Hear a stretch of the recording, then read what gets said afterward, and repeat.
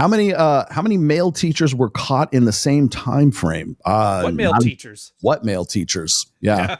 If the proponents, no male teachers left, bro. Yeah, I'll explain it to you. If the proportions to the overall numbers of male versus teacher are the same, it would disprove the idea that PDF files are mostly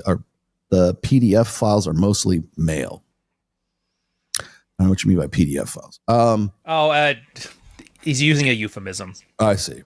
Well, but here's the thing: is people ask me like, why do you think there are so many teachers that are diddling their students? Right? By the way, more teachers than Catholic priests this year. That's for damn sure. But the thing is like people say, well, Rollo, how many? Or they'll try to find some male teacher who sent an inappropriate text and they got rid of him immediately. There was no contact, no nothing. No, certainly they certainly weren't asking their other students to be lookouts so that the female teacher and the male kid could go bang at the school. That was one of those stories. That's the point, right? The double standard. Understand the feminine. What do you call it? Do you call it gynocentric social order or feminine primary? I keep getting those two mixed up. They're interchangeable, really. Now, I was going to say is like people will say, well, what about why do you think this is happening? I will say it's primarily just law of averages. There are more female teachers than there are male teachers. That's simply the way it, at least here in the United States, it's the way it is. It's Four out like of every 5. Well, I'm going from like 2016 stats, but the last numbers that I had available to me when I was talking to Richard Reeves about this stuff is that it's 77% or 78% of your, if you're in the public school system in the United States, 77% of your teachers from kindergarten all the way up to post-grad are going to be female because it's a female dominated space. And I was talking to Richard Reeves about it. He goes, you need to get more men in the teaching professions. I'm like, okay, great idea. How do you propose we do that? Well, we need to make it more glitzy or more glamorous, or we need to make it something that, guys, hey, I'm going to be a teacher. Yeah. I'm like, that's not going to happen because first of all, it's a low paying job, low prestige job. It's a high investment cost job. So how long do you have to spend in school to get your teaching credentials and to become a teacher? Then you got to figure out what you're going to teach. Then you got to figure out how you're going to teach. Then you get to pay back all your student loans for $45,000 a year. Meanwhile, half of your student base is just one errant comment away from taking all of that away from exactly. You get on some little girl, some 12-year-old, 15-year-old girl's shit list, and she says, Mr. Joe, Mr. So-and-so touched me. All of that, the 8 years, 10 years you spent to become a teacher, all goes out the window. So why would you want to get into something? It's not a sexy job. It's not a high paying job. It's not a high prestige job. It's a high investment cost job. And it could be taken away from you at a moment's notice.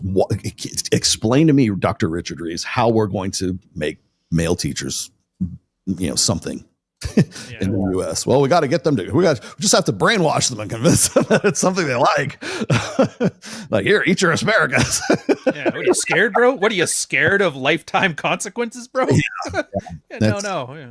Well, I think it's funny because it's almost like a microcosm of like marriage too. It's like it's a high investment, it's minimal returns, and I'm saying this from guys as a guy who's been married successfully and happy for 28 years. I understand men's reservations for wanting to get married. I totally get it. I was oh God, I haven't brought this up yet. I got a call from James Sexton, divorce attorney. And he was supposed to send me the paperwork. That's why I've been kind of holding off on this. But he just for what? Paperwork for a prenup for one of his clients. I can't name names or anything, obviously, because it's attorney-client privilege. But the client was this very rich guy who's in his 30s. He's in finance. I'm just going to leave it at finance, and is worth about $10 million right now. And with the potential to be worth $100 million. The guy is he's on the fast track to being very, very wealthy, right? And again, typical situation. The guy's really kind of a nerdy dude, doesn't know anything about female nature or whatever. As soon as he gets into the $10 million range, that's when the chicks come out of the woodwork and they want to get married, right? So he's in his 30s, like 31, 32. He's got a girlfriend who is like a model or whatever, and she's 25 years old. And if you without the money, there's no way this happens, right? There's like, he's batting way out of his league and everything else. He thinks it's true love, of course, but he's also not so stupid as to not want to get a prenup, right? So he insists on getting a prenup, and she's okay with it because she gets her attorney to write the prenup for her.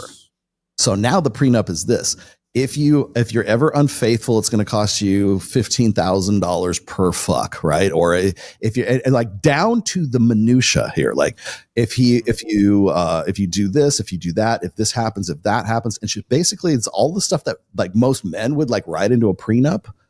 Her attorney is writing the prenup and wanting him to agree to that prenup, and the entire prenup is written in favor of the woman, right?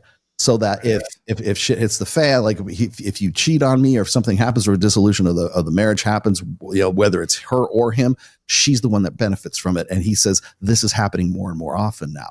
So even the prenups, like women are wise to a prenup, especially if it's a guy who's very, very wealthy, to the point where they'll go and hire their own attorneys to write the prenup so that the guy is the one who has to agree to the prenup rather than the other way around. They should just come to Canada. They got an even better grift here. As soon as the kid's born, there's a whole bunch of legal considerations that come in that essentially nullify any beneficial for a man prenup. Like, did you know in Ontario law, by law, the children are not allowed to take a hit to their lifestyle? Like you by law, you have to make sure they, even after you leave and you get your own place or whatever, they still have to live the same life that they're accustomed to. So you're required by law to become destitute to fund their life. Wow. Or whoever has custody, of course. And then, yeah, you know how this goes. Is it based on DNA tests?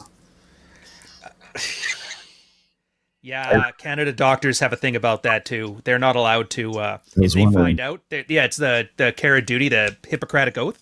Yeah. They're not allowed to tell the dad because that would break up the family. Yeah, they decided that as an organization. The same thing is, I don't know how it is here in the U.S., but I have heard that it is like the doctors are not allowed, if they discover that the biological father that's supposed to be a biological father isn't, that they are not allowed to tell him because they're afraid of it's the what is it, it's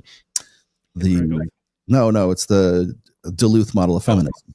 It's presumed that he will be violent if he is told, and probably rightly so, he will become violent if he discovers through a third party, right? And so therefore now the doctors are on the hook for the violence against the one. They're just basically trying to cover their ass, right? They won't tell the guy, because if he goes and beats or kills the quote unquote mother of his children, which aren't, then they're a liability. And so it's really more about covering their ass financially than anything else. But I thought it was interesting because, and you probably remember this is from Twitter, is there's that one tweet where they're talking about making mandatory DNA tests for every live birth, which I always love that one. Would be difficult. And of course, the women are like, well, okay, that's fine, but men have to agree to have a sexually transmitted disease test every month. It's the same thing. I'm like, sure, sounds good. Like, yeah, your terms are acceptable. No problem. I'll take that test every month if I can make sure that 100% that the kids are mine. Some girls like, yeah, you must end up, and they describe live like a traditional, like a normal married couple. That's the deal. And the guy's like, yeah. She's treating it like it's some kind of gotcha. What? You want to just stay with me forever and raise a family? I have to make sure you don't have herpes or chlamydia or something like that, because they're trying to say that having to take, I love this. So essentially what they're doing is they're comparing children with sexually transmitted diseases. That's pretty much the comparison, right? So if a DNA test is mandatory at birth, why would that be a big deal? If you're not worried about it, you shouldn't be worried about it, right?